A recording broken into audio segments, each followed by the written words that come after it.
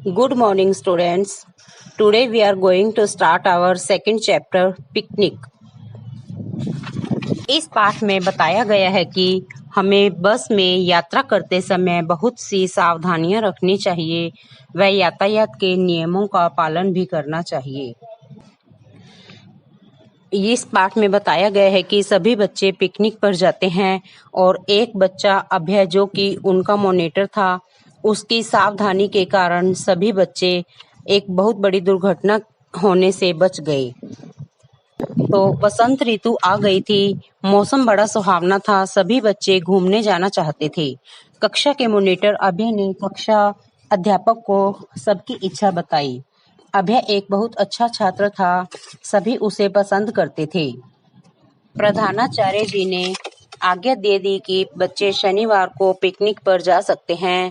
सब अपनी अपनी पसंद की जगह बताने लगे। अंत में अभय ने कहा, सर, हम क्यों न रुद्रकूट चलें?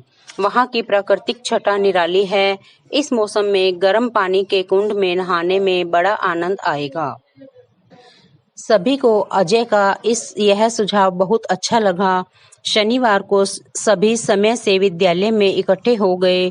बस में पानी, खाने का सामान और प्राथमिक चिकित्सा का डिब्बा भी रख लिया। प्राथमिक चिकित्सा यानी कि फर्स्ट एड बॉक्स, जिसमें हम डॉक्टर तक पहुंचने से पहले अगर कोई भी दुर्घटना हमारे साथ होती है तो डॉक्टर तक पहुंचने से पहले हम उसका उपचार कर सकते हैं।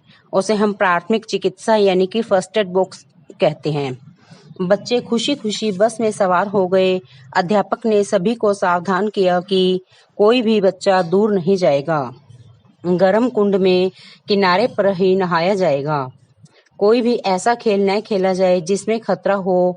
पिकनिक के स्थान पर गंदगी न फैलाई जाए। बस चल पड़ी। बच्चे बहुत खुश थे। वे आपस में खूब हंस बोल रहे थे। थोड़ी ही देर में उनका हंसी मजाक शोर में बदल गया। अभय ने सबको समझाया कि इतना न मचाएं कि ड्राइवर जी को परेशानी हो, परंतु सभी बच्चे कहने लगे कि तुम यहाँ पिकनिक पर भी अपनी मॉनिटरी झाड़ रहे हो। हम यहाँ मौज मस्ती के लिए आए हैं, हमें मत रोको। परंतु टीचर ने कहा कि अभय ठीक कह रहा है।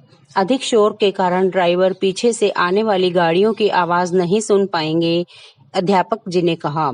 अभय की बात मानकर कुछ बच्चे शांत हो गए।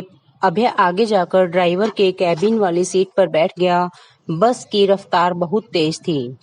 कुछ आगे बढ़ने पर अभय बोला, ड्राइवर अंकल, यह तो रेलवे क्रॉसिंग लग रही है। हाँ बेटा, पर इस पर कोई फाटक नहीं है। हमें खुद रुककर देख लेना चाहिए कि कोई गाड़ी तो नहीं आ रही है। यह कहकर ड्राइवर ने गाड़ी रोक दी। उसने ध्यान से देखने के बाद बस आगे बढ़ाई। कुछ बच्चों को बस का इस तरह रुकना अच्छा न लगा। वे बोले, अभय, तुम कितने डरपोक हो। अभय बोला, सावधानी रखना और सड़क के नियमों को मानना आवश्यक है, यह डरपोकपन नहीं है। रुद्रकूट पहुंचकर बस रुक गई। बच्चे हंसी खुशी बस से उतरकर चारों तरफ का सुंदर दृश्य देखने लगे। सभी को कुछ फल खाने को दिए गए। सभी को इस पिकनिक में बड़ा मजा आया। वहां सबने तरह तरह के खेल खेले, मिलजुल कर खाना खाया। खुद बच्चों ने एक मनोरंजक कार्यक्रम भी प्रस्तुत किया।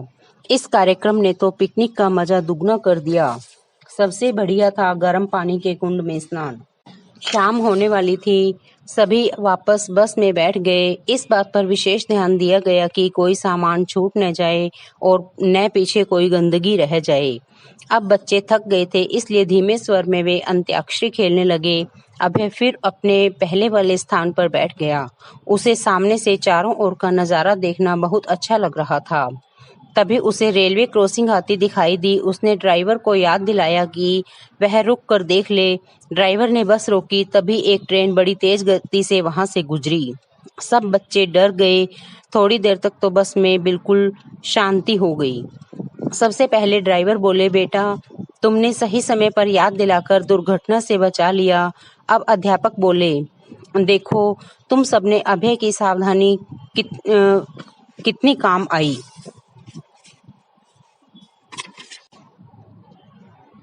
सब बच्चों की आंखों में अभय के लिए प्रशंसा और सम्मान का भाव था। वैसे भी उन सब ने ही तो उसे अपना मॉनिटर चुना था। सचमुच उनका चुनाव सही था। विद्यालय पहुंचते ही सबने अभय से गले लगकर विदा ली और अभय को धन्यवाद बोला। तो इस प्रकार अभय ने अपनी समझदारी के कारण सभी बच्चों की जान बचा ली और उसने यातायात के नियमों का पालन किया और सफाई का भी सभी बच्चों ने बहुत ध्यान रखा।